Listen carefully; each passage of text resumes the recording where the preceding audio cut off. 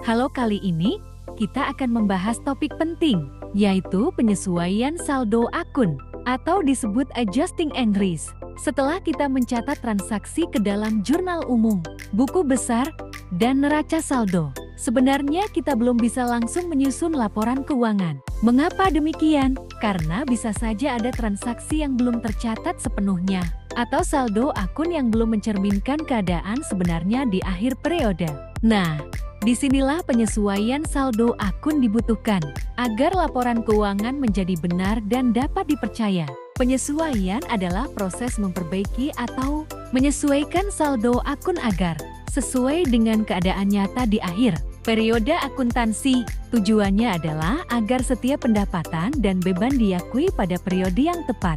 Setelah jurnal penyesuaian dibuat, kita akan memperoleh neraca saldo disesuaikan atau adjusted trial balance sebagai dasar untuk menyusun laporan keuangan yang akurat. Dalam akuntansi, ada dua kelompok utama akun yang perlu disesuaikan. Pertama, post deferred. Contohnya beban dibayar di muka, seperti membayar asuransi untuk 6 bulan ke depan sebesar Rp600.000.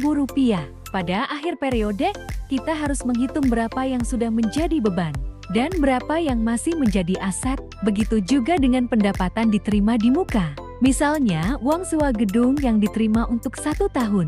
Kita harus memisahkan bagian yang sudah menjadi pendapatan dan bagian yang masih berupa utang pendapatan.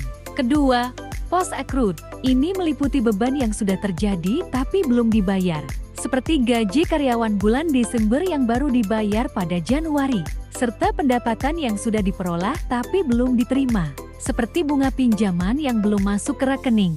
Semua ini perlu dicatat agar laporan keuangan menunjukkan pendapatan dan beban sesuai dengan waktu terjadinya. Selanjutnya, kita punya penyusutan aset tetap. Aset seperti gedung, kendaraan, atau mesin akan berkurang nilainya seiring waktu. Proses pengalokasian penurunan nilai tersebut disebut penyusutan.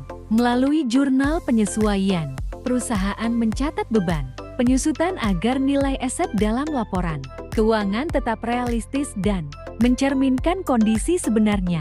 Dalam praktik penjualan kredit, kadang perusahaan tidak bisa menagih seluruh piutangnya. Inilah yang disebut kerugian piutang. Untuk mencatatnya, ada dua metode yang biasa digunakan.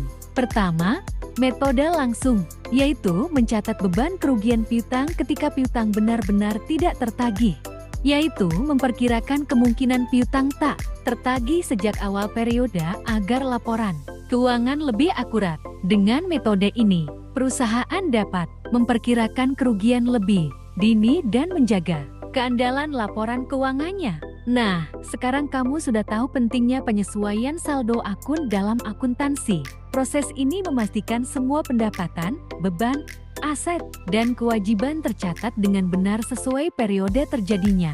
Hasilnya, laporan keuangan menjadi lebih akurat, transparan, dan dapat dipercaya. Terima kasih sudah menonton.